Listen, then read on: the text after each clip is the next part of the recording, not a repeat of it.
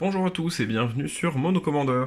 Aujourd'hui, j'ai reçu une boîte de 7 boosters Crimson Vow et je me suis dit que pourquoi pas l'ouvrir en vidéo si ça peut faire plaisir à certaines personnes amatrices d'ouverture de boosters. Je vais faire ça assez vite pour que la vidéo ne dure pas une éternité.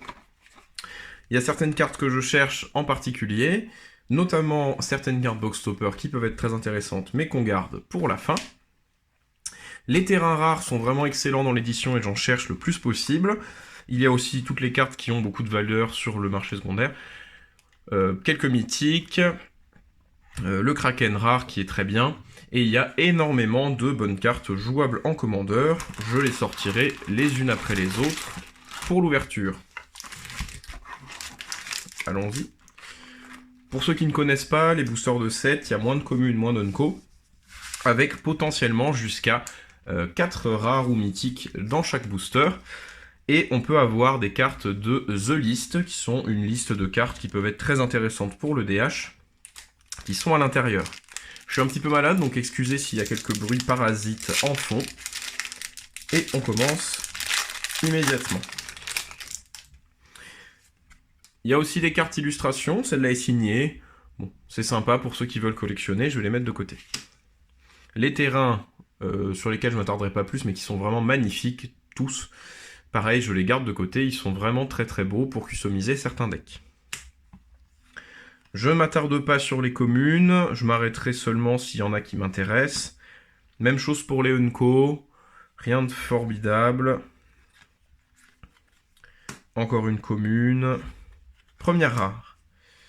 Falkenrath Forbear, qui est un vampire, qui est une très bonne carte de limité. J'ai du mal à voir son utilité dans d'autres formats. En générateur de token blood, pourquoi pas, à la rigueur, en EDH, dans certains builds très particuliers. Et une foil, c'est donc un booster avec une seule rare ou mythique. On enchaîne.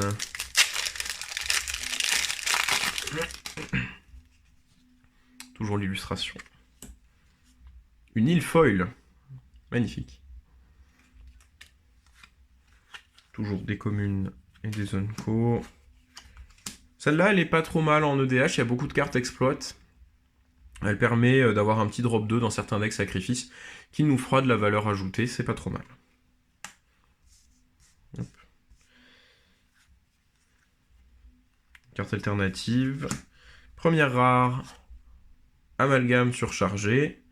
Une très très bonne carte. 3-3 flash vol qui peut se contrer n'importe quoi en se sacrifiant lui-même ou en sacrifiant une autre créature. C'est vraiment une très très bonne rare. Et une foil. Bon, pour l'instant, ça ressemble beaucoup à des boosters classiques. J'espère qu'on va trouver mieux.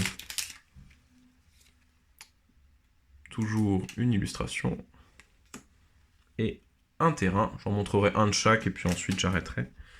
Doom Dissenter, c'est une bonne commune, hein, une réimpression dans les decks sacrifices qui est toujours très correcte. Repository Scab, une commune sympathique. Pareil, en se sacrifiant, on peut récupérer un éphémère ou un rituel. C'est un peu moins bon qu'un Archaeomancer, mais c'est un zombie, donc il y a des synergies sympathiques parfois. Felstinger, j'en ai déjà parlé dans ma vidéo de présentation, c'est une unco qui est vraiment très très bonne. Et celles-là, je les mets de côté parce qu'elles seront très jouables à mon avis. Et encore une unco noire dont j'ai déjà parlé, qui fera du card advantage. Dans les decks zombies, on la met de côté également. Autre rare, une 6-6 menace qui fera beaucoup de blood token, qui peut mettre des points de dégâts. C'est une carte correcte mais qui coûte très cher, donc je ne sais pas si elle sera vraiment jouable en dehors de tribaux.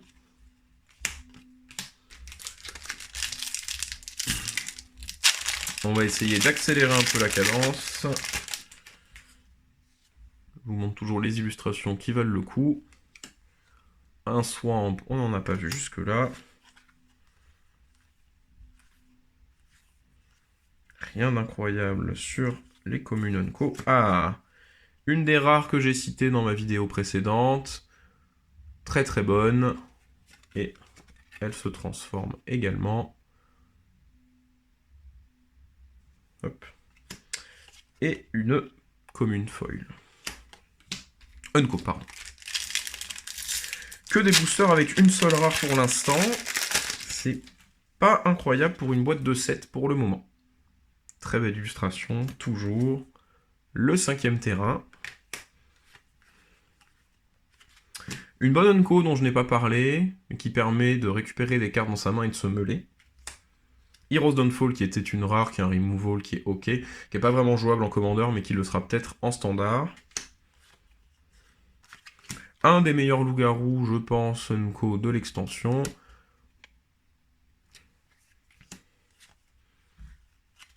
La Maison des Horreurs. Un artefact que j'aime bien, qui fera des jetons à partir des créatures de notre cimetière, qui grossiront tout au long de la partie. C'est une façon de réanimer un peu différente et sympathique. Aucun terrain, aucune mythique, aucun booster avec 2 rares. C'est un petit peu terrible.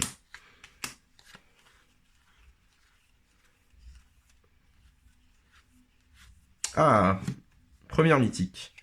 Enrika. C'est une mythique qui est vraiment pas exceptionnelle. Elle est très faible pour ses stats, elle se transforme.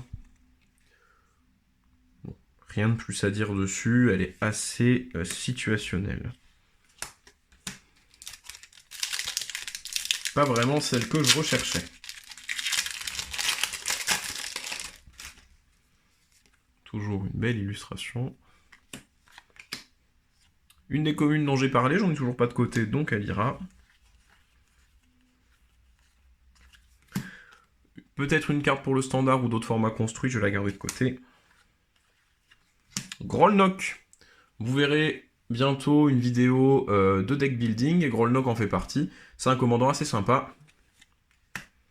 Et une foil. Unco toujours. La pile de droite est vraiment pas incroyable pour l'instant. Hein. Une montagne foil.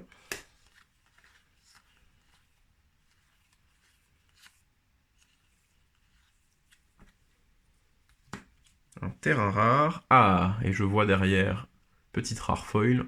Terrain pour les decks vampires principalement, qui fera des jetons 100, pas très intéressant en commandeur, je pense. Et le Bloodchief Purveyor, 5-6 vol piétinement pour 4, avec un léger inconvénient, mais il peut en plus grossir. Et première carte de The List. The List, hein, qui peut comporter des cartes très décevantes comme des cartes très bonnes. Ici, c'est une commune de Ravnica, le dernier bloc, qui est vraiment pas très bonne. On va la mettre dans le tas de communes. Donc les cartes de The List en général, normalement la fréquence est d'environ un booster sur 4. Pour l'instant, on n'en a vu qu'une seule, et pas la meilleure.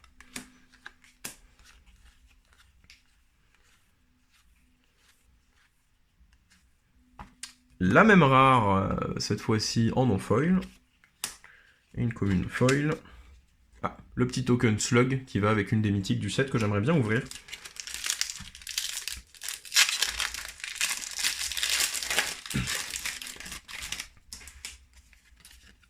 Toujours la petite illustration. On passe rapidement les communes et les Unco. Celle-là, je ne l'ai pas encore. En version alternative, elle est sympa. Curse of Hospitality, j'en ai parlé aussi dans mon top. Une très bonne carte, je suis content d'en avoir ouvert une. Et encore une foil. Deuxième carte de The List. Alors, une plus vieille carte nous permet de sauter notre étape de pioche pour mettre un compteur dessus. Et si on en enlève 3, en la sacrifiant, on peut piocher 7 cartes. Donc c'est du card draw en blanc, c'est une carte qui est assez peu connue, j'ai hésité à en parler dans un pas vu pas mauvaise. Pour sauter 3 cartes et 4 mana, on peut piocher 7 cartes en éphémère. Ça met du temps à se mettre en place, mais c'est une carte qui est assez intéressante, plutôt bien d'en avoir une dans sa collection. On va les mettre à côté. Aucun booster avec de rares, à part celui avec la rare foil. C'est assez rare dans les extensions précédentes, dans lesquelles j'ai ouvert des sets boosters, on avait quand même un ratio un peu meilleur. Belle illustration d'une mythique.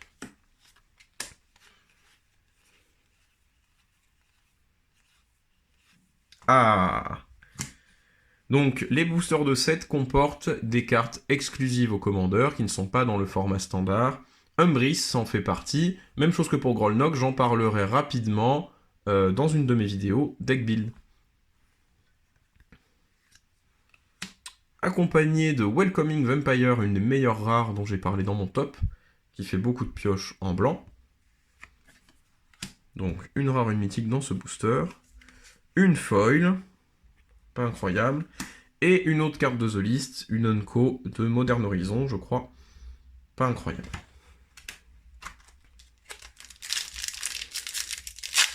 Pour l'instant, aucun terrain.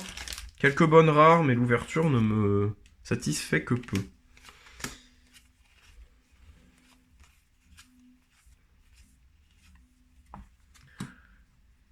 Howling Moon. Une carte vraiment spécifique dans les decks loup et loup-garou, qui donnera une 2-2 quand un adversaire lance 2 sorts dans le même tour, et qui permettra de booster un petit peu un loup ou un loup-garou. Un très bon sorcerie Unco, qui fera devenir la nuit, et qui nous permettra de faire une espèce d'effet de wheel sur nous.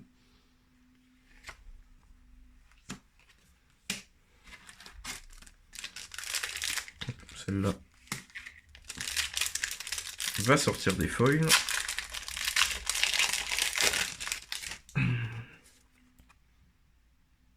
Toujours des illustrations vraiment belles. Ah, beaucoup de cartes là-dedans. Encore une carte exclusive au commandeur. 4-4 vol avec le Soul Bond, qui est très très bonne. Elle nous permet d'éviter que les créatures meurent. C'est une carte intéressante, elle est un peu chère je pense pour son effet, surtout que les créatures ne reviennent qu'aux prochaines upkeep et pas à la phase de fin, mais elle peut être très intéressante dans un deck avec des ETB et des effets de sacrifice. Et enfin, premier terrain, Golgari.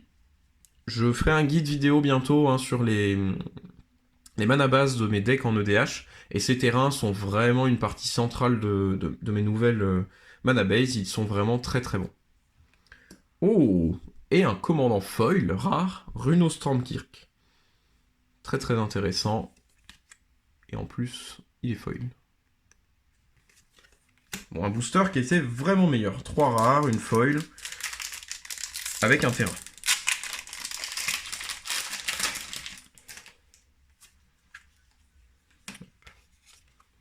Toujours un artwork sympathique. En plus de mes gros doigts.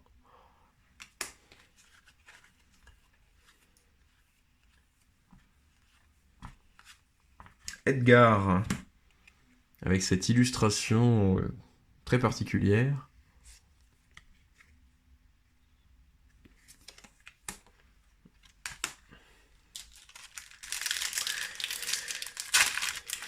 Et toujours que une seule mythique du 7. On a déjà vu Braid.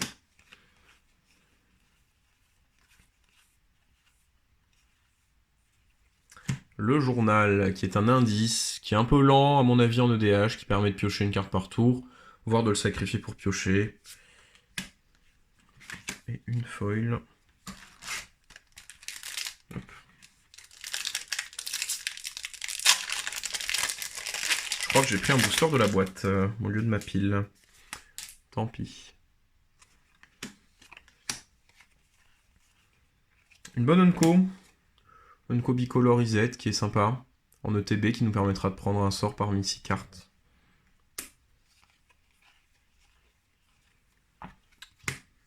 Geralf avec son illustration alternative. Hop, on va mettre ça comme ça. Une bonne carte pour les tribaux zombies, il est plutôt bien. Une mythique, juste en dessous, qui ira très bien dans les decks enchantement pour créer des créatures de plus en plus grosses. Et une foil.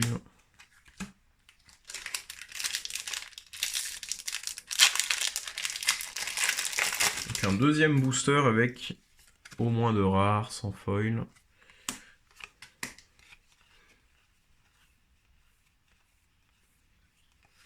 Bon, comme vous le voyez, il y a beaucoup de cartes avec illustration alternative. Et c'est un terrain Simic qui se cachait là-dessous. avec encore une foil.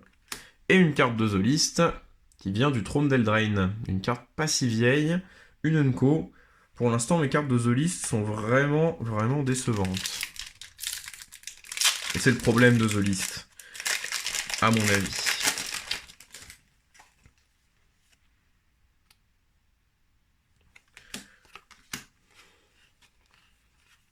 Oh, Let to Rest. Dans les jeux humains, c'est vraiment, vraiment une bonne carte qui fera beaucoup de cartes d'advantage.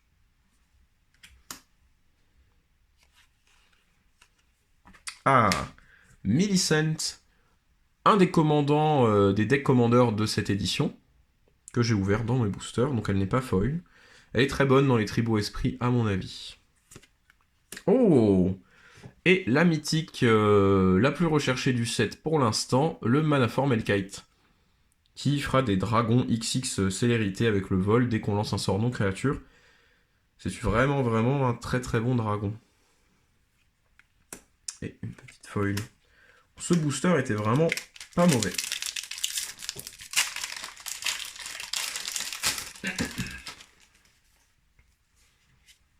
On continue sur des belles illustrations en gros plan. Je commence à manquer de place. Hop là. Change of Fortune. On pioche sa main, on pioche ensuite on défausse sa main et on pioche une carte pour chaque carte qu'on a défaussée ce tour-ci. C'est un peu cher, mais c'est une carte qui est pas mauvaise, surtout si on a déjà défaussé plusieurs fois avant. Et une foil Unco.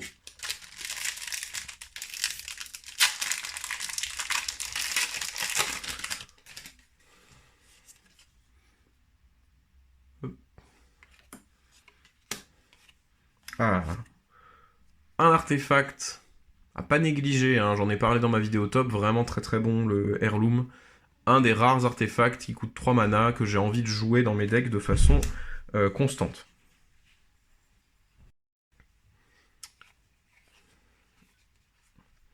On continue.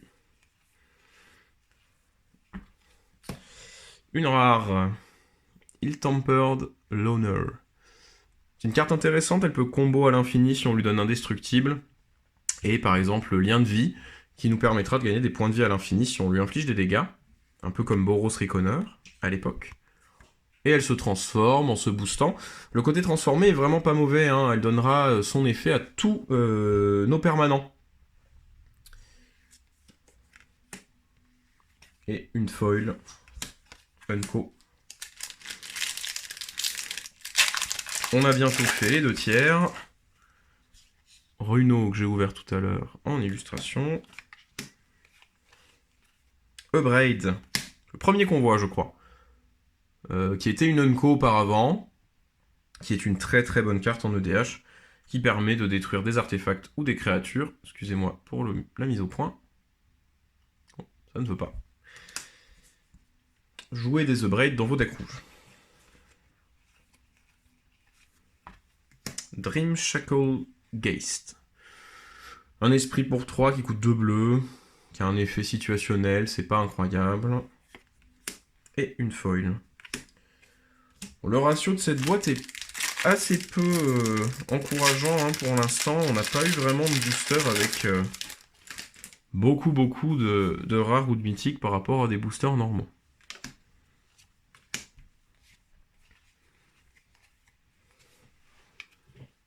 Valorous, j'en ai pas parlé, c'est un reprint assez intéressant qui donnera soit indestructible à une créature, détruira une créature avec une endurance de 4 ou plus. Ça peut se considérer dans certains decks comme Feather, pourquoi pas.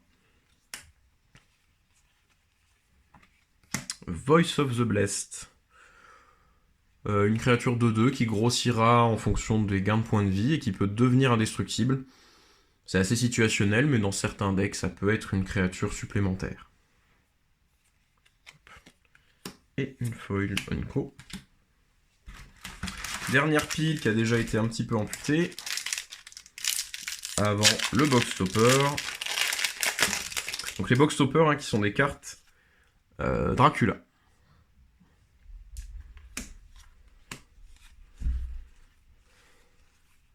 Wash Away, qui sera peut-être une carte jouée en standard surtout, ou dans les formats éternels, je la garde de côté. Panic Bystander, qui nous permettra de gagner des points de vie dès qu'une créature meurt. Pourquoi pas, il se transforme en une plus grosse version. On peut en garder un. Dorothée, victime vengeresse, pour 2 une 4-4 vol. Et qui se transforme en enchantement un petit peu à la Geist of Saint-Traft. Et une carte de The List.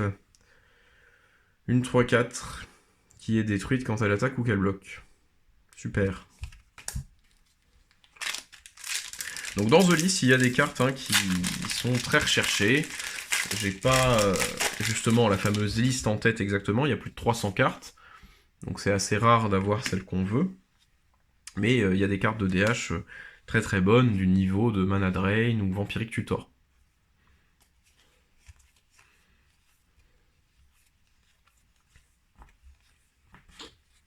Demonic Bargain. C'est un tuteur, alors qui exile 13 cartes de notre bibliothèque, puis nous permet de tuteur directement dans notre main. Ça coûte que 3. Je pense que c'est une version budget assez intéressante des cartes comme Demonic Tutor, et qui peut, si vous avez plusieurs copies de la même carte dans votre deck, être très efficace. Et encore une foil Unco.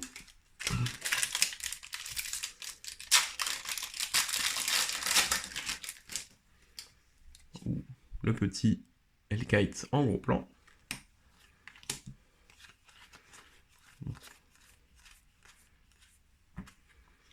Je crois avoir vu un terrain. Un effet de tour supplémentaire, mais qui a une identité couleur bleu et rouge, et qu'on peut jouer pour 3 si on perd la partie à la fin du tour. Très bon ajout dans OBK. Oh non, ce n'était pas un terrain. C'est une Kaya Full Art Foil. Alors vous voyez peut-être pas bien le foiling comme ça. Elle est pas trop mal cette Kaya, hein. Elle double les jetons, elle les booste et elle peut en produire beaucoup quand on a beaucoup de cartes dans les cimetières. En plus elle est très sympa en foil full art. Et une carte de The List, enfin une rare jouable, Selfless Spirit, de 1 vol qui se sacrifie pour donner indestructible à toutes nos créatures. C'est une vraiment bonne carte dans les decks qui veulent jouer beaucoup de créatures. Enfin un bon booster.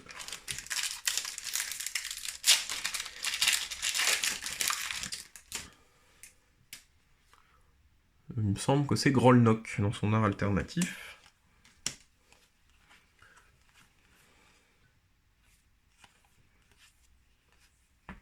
Un Geralf dans son illustration de base. Et une foil. C'est étonnant, ces foils loup-garou, elles sont toujours à l'envers. On approche de la fin. Si j'arrive à ouvrir ce booster.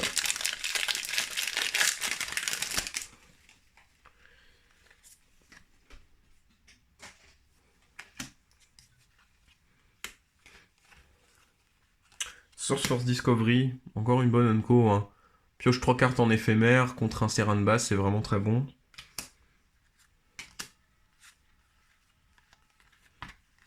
Un terrain.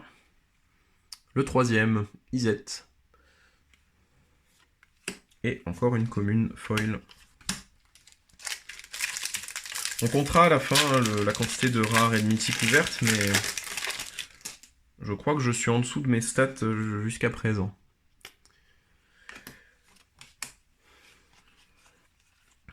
Lantern of the Lost. À ne pas négliger. Une très bonne carte. Doomweaver, encore une carte commandeur. Avec Soulbond. Qui est moins bonne que l'autre, hein, je pense. Mais qui a un moteur de pioche. Splendide réclamation. Un reprint. Avec une illustration sympa. Et une invitation foil. Avant-dernier booster.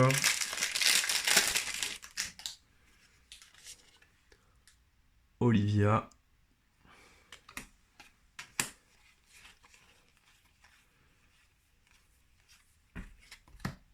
Troisième carte avec Soulbond, donc des produits commandeurs. Et celle-là, c'est une carte de meule, que je trouve vraiment pas très bonne. Mais bon, elle fera sûrement plaisir à certaines personnes. Hop. Erut, Tourmented Prophète, une légendaire qui permettra d'exiler ses cartes au lieu de les piocher, mais 2 par 2. C'est une vraiment bonne carte de card advantage, et même en commandeur, elle peut être sympa. Oh encore une Kaya avec son illustration de base, et encore une fois, elle est foil. C'était une belle boîte de Kaya. Un booster vraiment bien, à nouveau. 2 Kaya foil avec les 2 artworks différents. Une carte signée.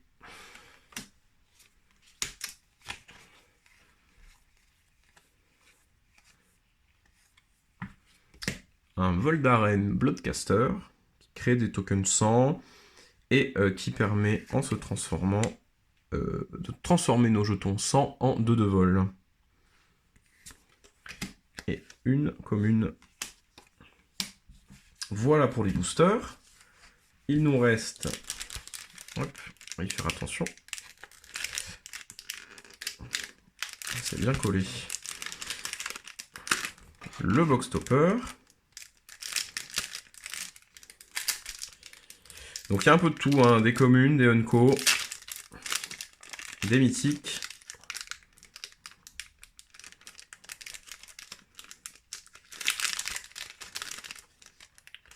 Qui sont un peu sur le même modèle que les cartes Godzilla. Et c'est une rare qu'on a déjà ouverte, c'est le journal qui est un indice. Sympa. Je préfère cette version si jamais je suis amené à la jouer. Et voilà, c'est fini pour cette ouverture de booster. On a donc 1, 2, 3, 4, 5, 6, 7, 8, 9, 20...